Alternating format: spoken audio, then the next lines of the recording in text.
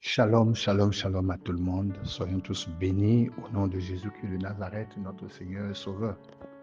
Ce matin, rendons la gloire à notre Dieu qui ne s'est jamais lassé de nous faire du bien, lui qui renouvelle ses bontés pour nous chaque matin, lui qui nous donne la vie et la vie en abondance, lui qui combat pour nous pendant les profondeurs de la nuit et qui ne laisse jamais l'ennemi triompher de ses enfants.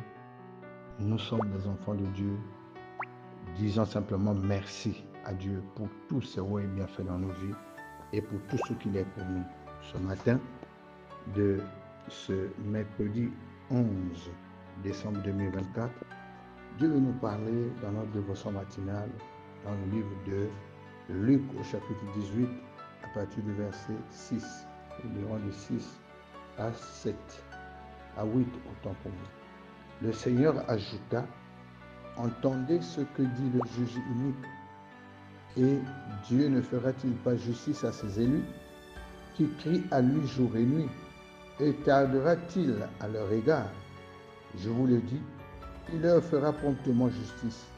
Mais quand le Fils de l'homme viendra, trouvera-t-il la foi sur la terre? Voilà la question que Dieu nous a posée. Bien-aimés, il s'agit de la veuve qui était persévérante. Et Dieu aussi nous demande de persévérer dans nos prières et d'aller voir un juge chaque fois. Mais quand elle allait voir le juge, il n'y avait toujours pas de réponse. Elle a persévéré. Et nous aussi, Dieu nous demande la persévérance.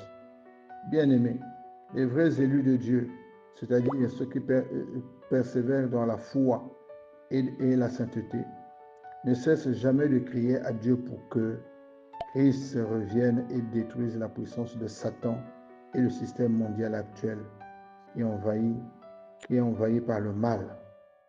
Ils persévèrent dans la prière afin qu'il leur soit promptement fait justice et que Christ règne avec justice, sachant que son retour est le seul véritable espoir pour tout le monde. Bien-aimé, quand Christ viendra, l'ennemi n'aura plus de valeur. Nous sommes dans un monde où le mal règne et les hommes, sans loi ni foi, font ce qu'ils veulent. Beaucoup d'entre nous ont été malmenés par les géants. Beaucoup d'entre nous ont été pillés, dépouillés par des géants. Les géants sont ceux qui ont longue vie, ceux qui sont grands, au fond enracinés dans le mal, longue vie dans le mal. Détruire, c'est abattre, faire éclater, faire éclore, etc. Dieu t'a donné une langue exercée. Tu fais aussi des proclamations, des déclarations et ordonne. Et quand tu ordonnes, cela existera, bien-aimé. Le Philistin avait dit à David, le Philistin avait parlé, mais David avait répliqué en disant: tu marches contre moi avec l'épée, la lance, le javelot, mais moi je marche contre toi au nom de l'Éternel, Dieu des armées. Bien-aimé, réagis. Ne reste pas tranquille. Ne reste pas amorphe. Ne reste pas en train d'attendre que Dieu fasse alors que tu n'as fait aucune déclaration. Non, il nous a donné à nous le pouvoir. Il a dit: tout pouvoir m'a été donné dans le ciel et sur la terre. Et je marcherai sur les serpents, les scorpions et sur toute la puissance de l'ennemi. Il te revient à toi de prendre, bien-aimé, conscience que tu as le pouvoir. Problèmes et difficultés, angoisse, stress, maladie, pauvreté. Ah, bien-aimé, il faut les tordre le cou. Tu as le droit parce que tu as l'autorité. Et Dieu t'a donné des armes avec lesquelles tu peux combattre. Ayons foi en Dieu, sachant que tout ce qui existe sur terre a des oreilles. Dieu a parlé à tout ce qu'il a créé. Et tu as le droit de parler aussi au problème qui est en train de miner ta vie.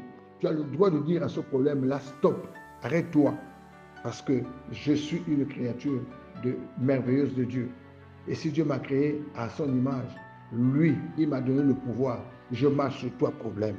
Marchons sur tous les problèmes, bien-aimés. Le problème, c'est que nous restons tranquilles, figés dans notre camp.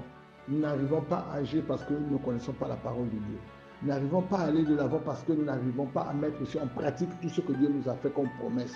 Il a promis être avec nous tous les jours de notre vie. Il a dit nous devons abattre, détruire, nous devons abattre, arracher. Allons-y dans le camp de l'ennemi pour arracher ce que le diable nous avait volé et il n'aura plus le temps de faire ce qu'il a à faire. Bien-aimés, ne restons pas en train de dormir. Regardons le programme qu'on nous a envoyé hier. Que ce programme soit mis en pratique. Prions, bien-aimés. La prière est notre âme par laquelle nous pouvons éteindre tous les traits enflammés de l'ennemi du jeu contre nous. Et nous sommes condamnés à la victoire et à gagner, à remporter des victoires. Tu n'es pas né pour perdre, mais tu es né pour vaincre. Tu n'es pas né pour perdre, mais tu es né pour remporter des victoires. Que la victoire de Jésus sur la croix soit ta victoire. Bien-aimés, nous n'ayons pas peur. La peur nous contraint à ne pas aller très loin avec notre Seigneur. Combat ceux qui te combattent, bien-aimés. Dans le psaume 35, le Seigneur nous montre que ce psaume-là fait partie des imprécations. L'auteur prie pour que Dieu exerce son jugement sur les ennemis de son peuple et qu'il abatte les méchants. Bien que l'Écriture nous enseigne à nous, croyants, à pardonner nos ennemis et à prier pour leur salut. Mais l'heure vient où nous devons prier afin que le mal cesse et que justice soit faite pour les innocents. Nous devons sérieusement nous préoccuper de la cause des personnes victimes de la cruauté, de l'oppression et du mal.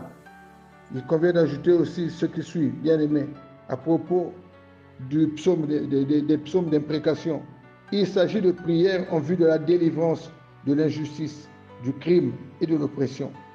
Les croyants ont le droit de prier pour que Dieu les protège des personnes méchantes.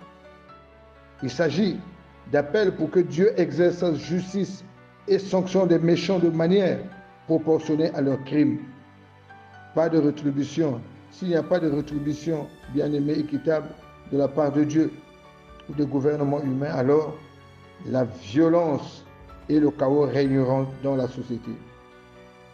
Bien-aimé, en lisant ces prières, notons aussi bien que ici, lui-même, le psalmiste ne se venge pas de ses propres mains, mais qu'il s'en remet à Dieu. Et nous aussi, nous avons le droit de prier. Il a dit, tout ce que vous demandez en priant, croyez que vous l'avez déjà reçu, vous le verrez s'accomplir. Nous aussi prions de manière que Dieu intervienne pour notre cas. Bien-aimé, détruis par ta parole, tu as une bouche exercée, une langue exercée. Fais des proclamations au nom de Jésus-Christ de Nazareth. Que tous ces géants qui ont fait des programmations, qui ont fait une planification contre ma vie, qu'ils soient frappés d'aveuglement, qu'ils soient même frappés de mort. Parce que quand le méchant meurt, la cité se réjouit. Et toi aussi, tu as le droit de vivre. Pourquoi ils doivent nous oppresser toute une vie? Et nous sommes là en train de subir. Non, l'heure est arrivée. Nous devons aussi nous lever. Et nous devons cesser de subir ce que eux, ils ont manigancé dans le monde des ténèbres.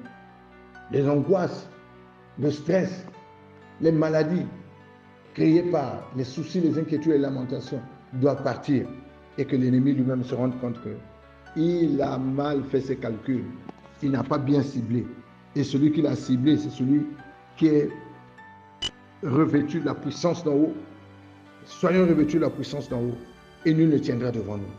Bien-aimés, que Dieu lui-même exerce nos mains au combat et que Dieu lui-même fasse de nous des combattants, des commandos, des généraux de son armée. Soyons tous bénis et que tout ce qui a été déclaré ce matin s'accomplisse en nous. Soyons bénis, bénis et bénis au nom de Jésus. Retrouvons-nous demain matin par la grâce de Dieu.